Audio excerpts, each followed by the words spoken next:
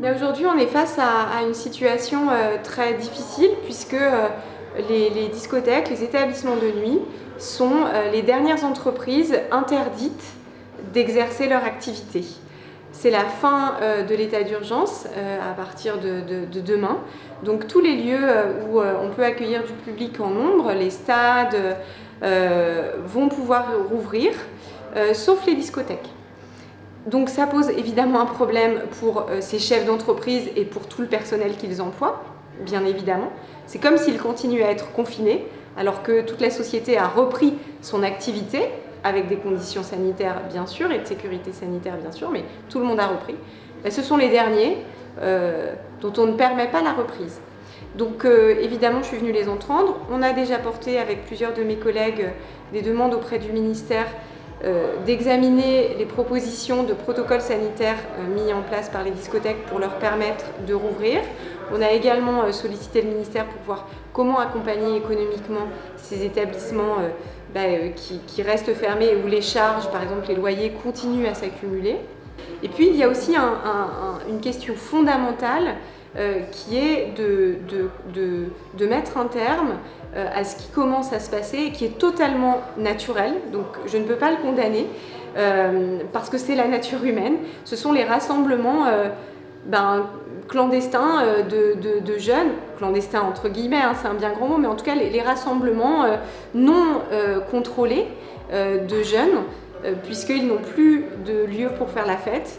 Donc ils se retrouvent en très grand nombre sur les plages, sur des pelouses, dans des appartements Airbnb, dans des lieux non contrôlés, où la consommation d'alcool n'est pas contrôlée, où vous n'avez aucune possibilité de tracer les gens, de les retrouver en cas de Covid, et où on va commencer à avoir des problèmes relatifs au tapage pour l'environnement, pour les voisins, etc.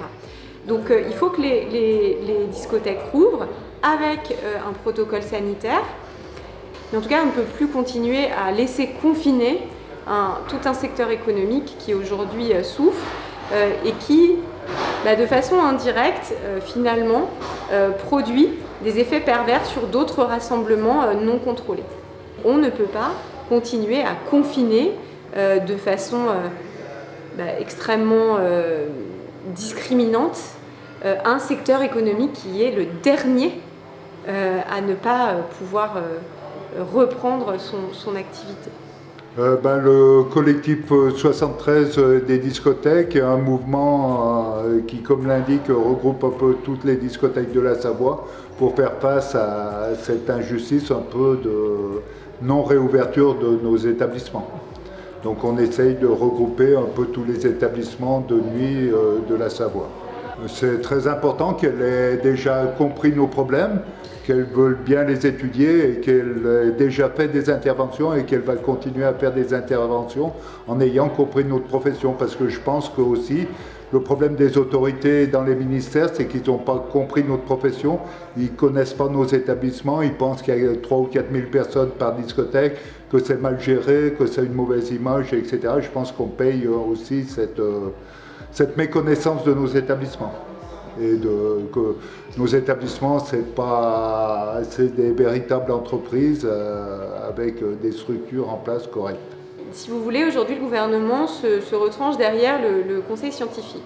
Mais dans le conseil scientifique, vous n'avez pas de professionnels.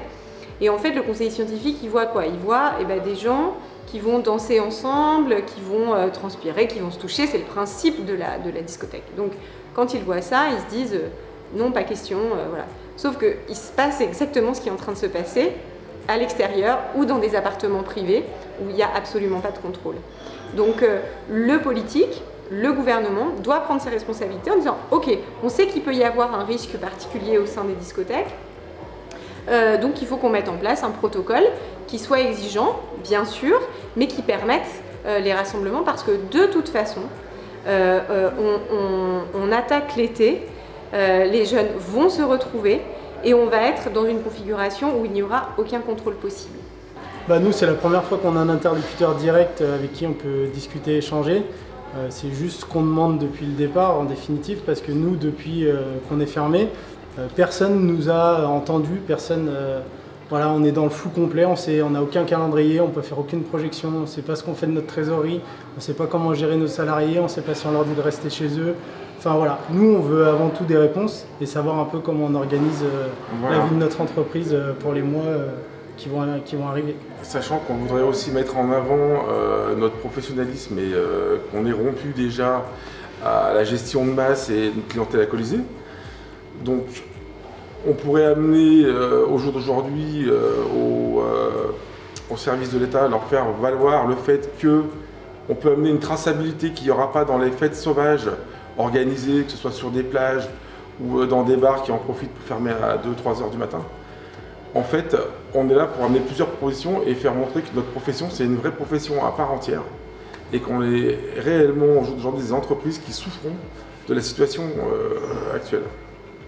Ce qu'on veut surtout, on reconnaît que le gouvernement nous aide financièrement pas trop mal. Nous, ce qu'on veut surtout, c'est recommencer notre activité, revoir notre clientèle et remettre en place notre outil de travail.